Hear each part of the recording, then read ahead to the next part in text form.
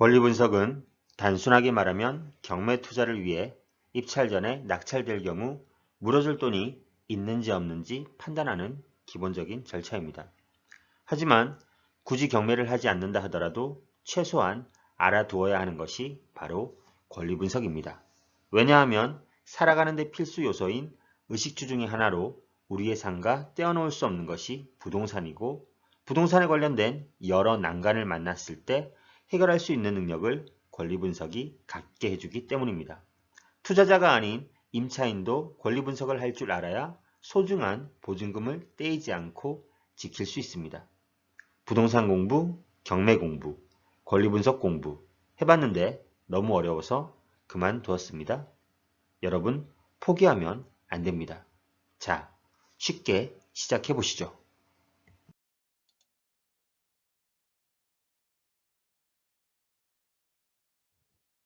권리 분석 4단계. 1단계 말소 기준 권리 찾기, 2단계 인수 권리 분석, 3단계 임차인 분석, 4단계 매각 물건 명세서. 1단계 말소 기준 권리 찾기. 안녕하세요. 실전 투자자 경매하는 직딩아빠입니다. 오늘 제가 말씀드릴 주제는 부동산 경매 권리 분석하기입니다. 권리 분석은 일단 말소 기준 권리를 찾으면 됩니다. 말소 기준 권리란 한마디로 권리 분석의 기준이 되는 권리입니다. 등기부등본상에 말소 기준 권리보다 뒤에 있으면 말소 권리를 포함하여 뒤에 붙어 있는 모든 지저분한 것들이 무조건 말소가 됩니다. 즉, 등기부등본이 깨끗하게 세탁되어 다시 태어나는 것이죠. 따라서 말소 기준 권리보다 앞선 순위에 있는 권리나 전입일이 빠른 임차인이 없으면 경매로 매각되면서 모든 권리가 소멸되기 때문에 낙찰자 입장에서는 안전하고 깨끗한 물건이 되는 것입니다. 경매 물건의 80% 이상은 말소 기준 권리보다 앞선 선손이 권리가 없어서 낙찰자가 추가로 인수할 것이 없는 안전하고 깨끗한 물건입니다. 이 간단한 권리 분석의 원리만 알고 입찰해도 되는 물건들이 경매 시장에는 매우 많이 있습니다. 나머지 20% 정도는 특수 물건인 지분 매각, 법정지상권, 유치권 등입니다. 특수 물건은 어느 정도 내공이 쌓이면 접하게 되니까 서두를 필요가 절대 없습니다. 일반 물건도 충분한 수익을 낼 수 있으므로 처음에는 이 권리 분석을 통해서 깨끗한 물건을 찾고 시세 조사를 통한 낙찰가 결정에 그리고 수익률에만 집중하시면 됩니다. 그럼 권리 분석의 시작, 말소 기준 권리를 찾아볼까요? 제가 좋아하는 아이스크림입니다. 종류가 굉장히 많죠? 아이들과 매장에 방문할 때마다 고르는 시간도 만만치 않습니다. 하지만 다행히 말소 기준 권리는 종류가 5가지밖에 없습니다. 이 5가지를 외우셔도 되고 굳이 억지로 스트레스 받아가면서 암기할 필요는 없습니다. 경매는 오픈북 시험과도 같기 때문에 저장해 놓았다가 언제든지 찾아보면 됩니다. 또한 몇 번만 해보시면 익숙해지면서 저절로 외워집니다. 이 5가지 종류 중에서 가장 앞선 순위에 있는 권리가 말소 기준 권리가 됩니다. 경매 물건을 많이 보신 분들은 아시겠지만 이 5가지 중에서 근저당과 가압류가 가장 많이 나오는 말소 기준 권리이고 나머지는 가끔 나온다고 보시면 됩니다. 등기부등본에서 갑구와 을구의 권리들을 날짜 순으로 나열합니다. 빨간 줄이 있는 것은 죽어있는 권리이므로 신경 쓸 필요가 없습니다. 살아있는 권리만 체크하시면 됩니다.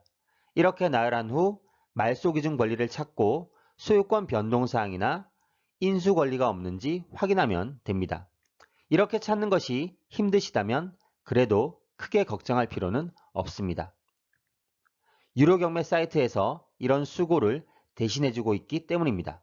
그만큼의 비용을 내고 시간과 수고를 사는 것이죠. 일단 권리 분석은 할 줄 알아야 합니다.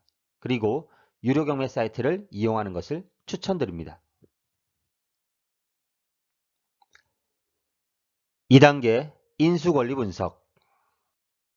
말소 기준 권리를 찾았으면 말소 기준 권리보다 앞선 권리나 추가로 인수해야 되는 권리가 있는지 확인해야 합니다. 일반적으로 말소 기준 권리를 포함하여 후순위 권리들은 모두 소멸이 되므로 인수권리 분석은 두 가지 경우를 체크합니다.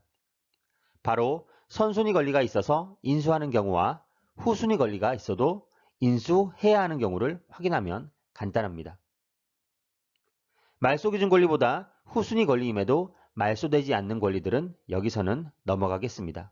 흔하지도 않고 어렵게 느껴질 수 있으니까요. 일반적인 물건에서는 말소기준 권리보다 먼저 있는 권리는 인수하고 뒤에 있는 권리는 말소한다고 보시면 됩니다. 뒤에 예시를 통해서 다시 한번 말씀드리겠습니다. 3단계 임차인 분석.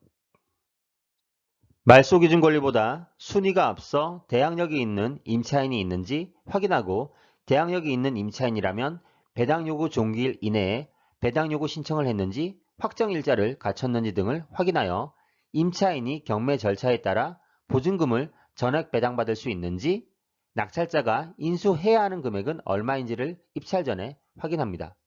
생소한 용어들이 많다고 생각하시는 분들은 제 영상들을 찾아보세요. 다 설명이 되어 있습니다.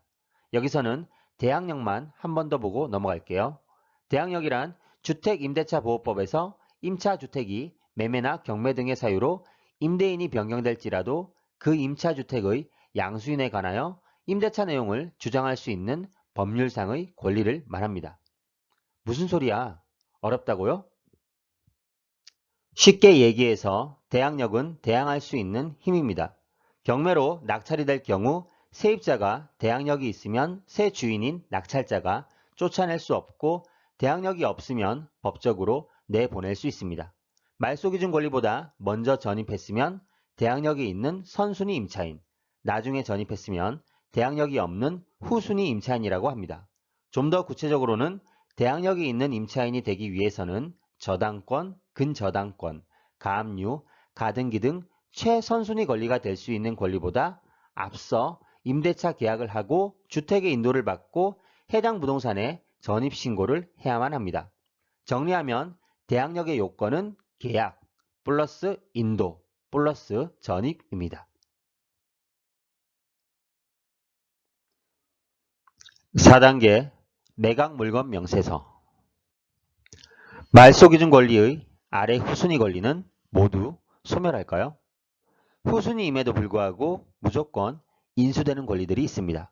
예고등기, 가처분, 법정지상권, 분묘기지권, 유치권 등으로 이는 말소기준 권리보다 늦더라도 경매 절차에 의해 낙찰자에게 인수됩니다. 머리가 복잡해지죠? 하지만 두려워하실 필요 없습니다. 이런 경우는 특수물건에 속하고 입찰하지 않는 이상 반드시 공부할 필요는 없습니다. 이런 물건들은 전체 물건의 10% 미만이고 경매에서 이런 권리들도 있구나 하고 넘어가셔도 됩니다. 대부분 일반 물건으로 충분한 수익을 내고 있기 때문입니다. 괜히 이런 지식에 시간과 에너지를 낭비할 필요는 전혀 없습니다. 경매 공부는 내가 얼마나 똑똑한가 자랑하기 위함도 아니고 시험을 쳐야 하는 것도 아닙니다. 오로지 돈을 벌기 위해서 하는 것입니다. 따라서 돈을 벌기 위해 꼭 필요한 공부만 하고 넘어가시면 됩니다. 투자도 효율적으로 해야 하지만 특히 공부도 효율성을 따져야 합니다. 혹 이런 물건들은 매각 명세서에서 인수사항이 기재되어 있으니 꼭 확인하시면 되겠습니다. 매각 물건 명세서는 부동산이 매각으로 인해 소멸하지 않는 권리가 명시되어 있습니다. 어떻게 보면 낙찰받으려는 사람들에게 최종적으로 보내는 경고 메시지와 같은 역할을 합니다.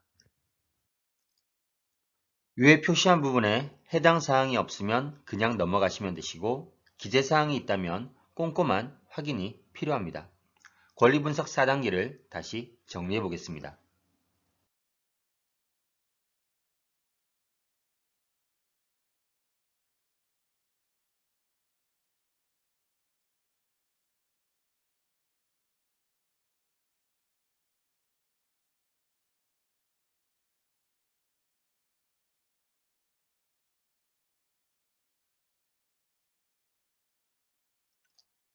아직 잘 이해가 안 가시나요? 한 번 더 보시면 됩니다. 학습은 반복 연습입니다. 저는 꾸준함과 반복 학습을 믿습니다. 매일 꾸준히 반복하는 사람은 지식이 쌓이게 되고 성과가 따라옵니다. 물론 여기에다 실전 경험을 더하면 훨씬 좋겠죠. 따라서 다음 영상에서는 실제 권리 분석 사례를 보여드리겠습니다.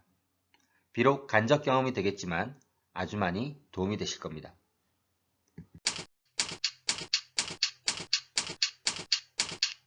아래 메일 주소로 보내주시면 빠르게 답변 드리겠습니다.